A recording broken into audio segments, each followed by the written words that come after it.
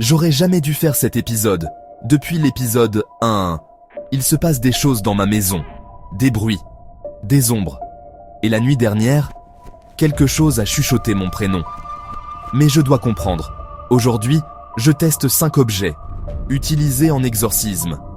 Si vous entendez quelque chose derrière moi, dites-le dans les commentaires. Le sel exorcisé, on dit que là où il tombe, rien d'obscur ne peut rester. Et là où il réagit, quelque chose est présent. Vous avez entendu ça ?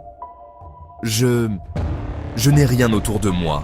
L'encens exorcisé. Dans les rituels, la fumée révèle ce qui se cache dans l'air, ce que les yeux refusent de voir. Pourquoi la fumée va dans ce coin ? C'est impossible.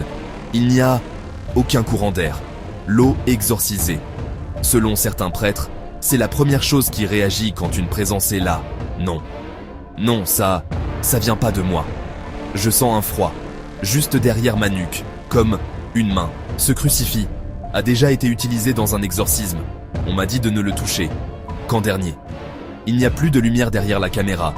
Elle vient de s'éteindre toute seule. Quelque chose n'aime pas ce crucifix.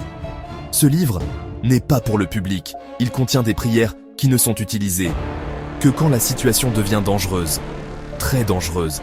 Non, je n'ai pas touché. Il s'est fermé. Tout seul. Je compte arrêter cette série.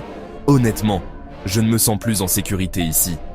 Si vous voulez malgré tout que je teste les objets utilisés uniquement dans les cas extrêmes d'exorcisme, écrivez épisode 3 dans les commentaires.